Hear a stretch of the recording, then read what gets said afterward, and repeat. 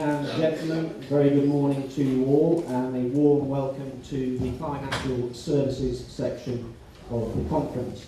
As Russell said, my name is Ray Wearmouth and I have the pleasure of being the moderator for what we hope will be both a very interesting and a thought-provoking session. We're very fortunate to have assembled an excellent panel of speakers to guide us through the panel, and I'm very pleased to welcome them onto the stage. Just a little bit more about their backgrounds. Elise Donovan needs little introduction. She is the Executive Director of the BVI International Finance Centre, which is responsible for marketing and promoting the BVI's financial services industry. In addition to working with the IFC, Elise has worked in government and also in the Financial Services Commission, as well as having worked further afield in Washington, New York and South Africa. Amongst other degrees, she holds a master's degree from Columbia University in New York. Elise travels to Hong Kong on Friday to take up a key post as the Director of BVI House Asia.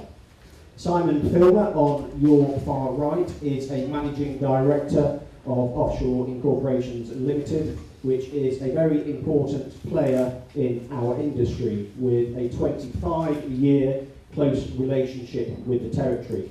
Simon is the MD of OIL's global business outside of Asia, and he sits in the BVI. He holds and has held many industry body positions and is one of the key and most respected voices of the private sector. Gregory Lemon is the co-founder of Ubiquity, which is an IT consulting firm with clients across the Caribbean region. Greg focuses in particular on information security and business continuity. He is regularly consulted by governmental bodies and financial services firms such as law firms, accountancy practices and trust companies. Michael Gailey, on my immediate left, is the global head of the BVI law practice at Maples and Calder. He is based in Hong Kong. Mike first moved to the BVI over 10 years ago and became a partner at Harney's. He then moved to Hong Kong with Harney's in 2006 to head up their office. Subsequently, he joined Maples. So, a very warm welcome to our speakers. I will introduce our speakers' subject shortly, but before doing so, I'm going to start the ball rolling by just taking a little time to set the scene for our discussion, particularly given that it's been a very frenetic year for the industry. It is now 30 years since the BVI first enacted financial services legislation. Excuse me, I'll try it this way. During that period, since 1984, when the International Business Companies Act was introduced, the territory has flourished as an international financial centre and obviously enjoyed great success. At a macro level, the industry has, certainly since the financial crisis came into effect at the beginning of 2009, suffered a great deal of scrutiny and pressure. Although the flight path of the international financial centres has faced many challenges over that period, it is fair to say that 2013 represented us with a very challenging and turbulent year as a global industry. In essence, the global offshore industry faces an almost perfect storm of political, economic and social dynamics. This global phenomenon in turn affects our industry. At last year's conference, the then Financial Services panel talked of the need for a level playing field to exist for the BVI to continue to do well. That level playing field called for international standards and regulations to be fair and proportionate to all countries.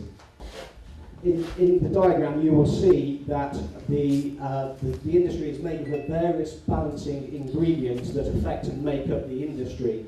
To maintain the equilibrium, we need to ensure that we continue to manage these various aspects as they affect the industry. If we move any of these elements, they in turn will affect the balance of that equilibrium, which in turn affects the ability to have continued and sustained growth. Now, revenue growth for BVI last year was actually predicted at 3% based on the 2013 budget.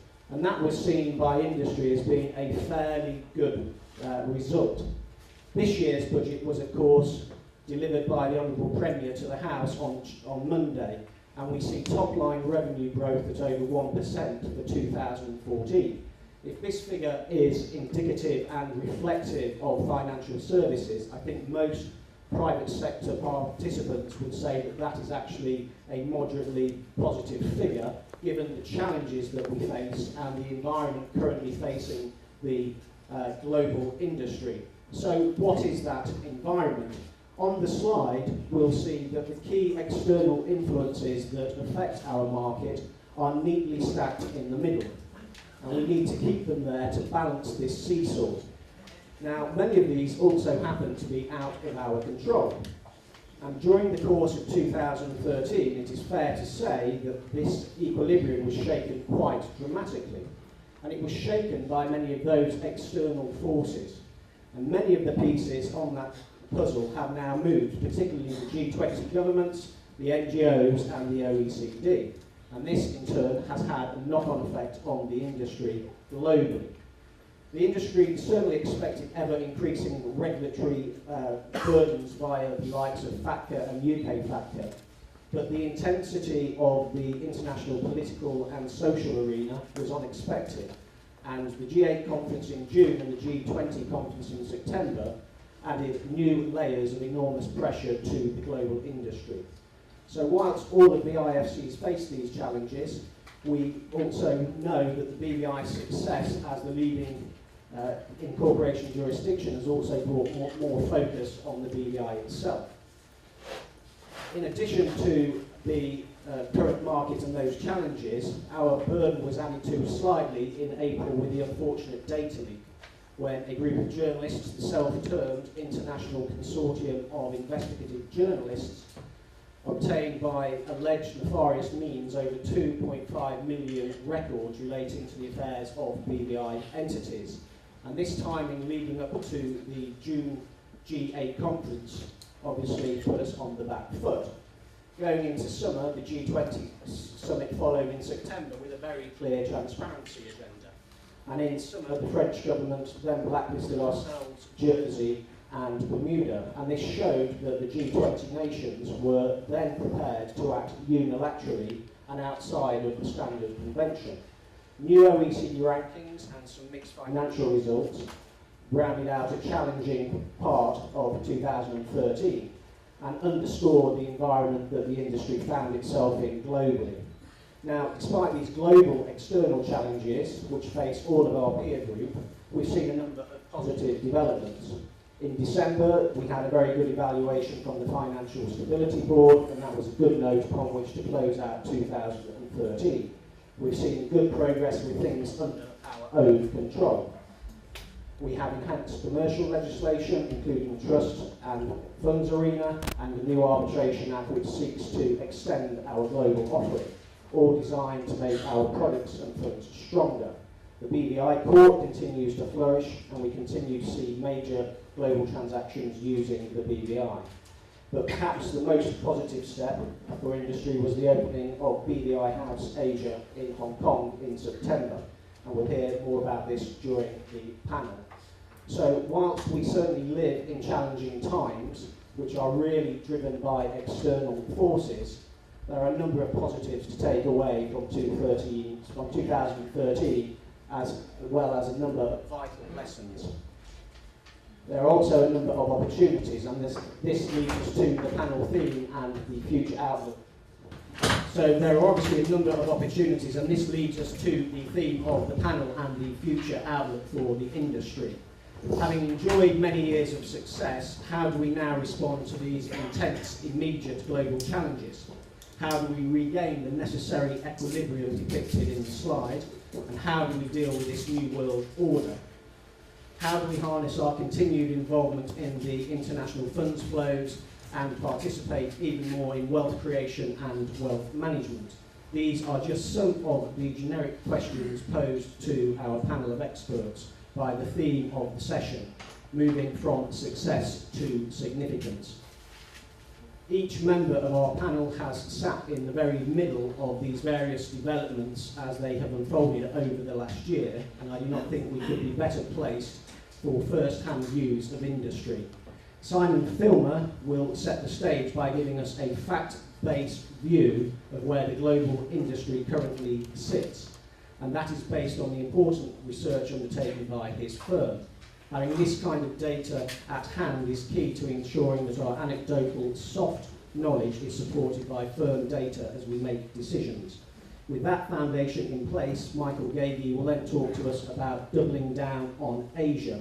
The Asian market continues to be key. How do we maximise that? Having looked at Asian opportunities, we'll then consider the subject of cyber security and some of the threats that can flow from that. The data leak suffered by the BVI, which I mentioned earlier, is certainly not unique.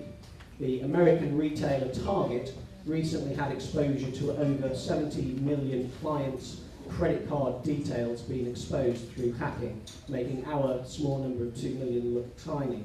Gregory Lemon is perfectly placed to give us views on cyber security. Following Greg's review, we will ask Elise Donovan to discuss global regulatory changes and how we keep up with them. And once Elise has added her view, Simon will add some private sector gloss to that. In terms of format, microphones allowing, we're going to go through the panel in one sequence, and then we should have 10 or 15 minutes of Q&A at the end, and we'll gladly take questions from everybody.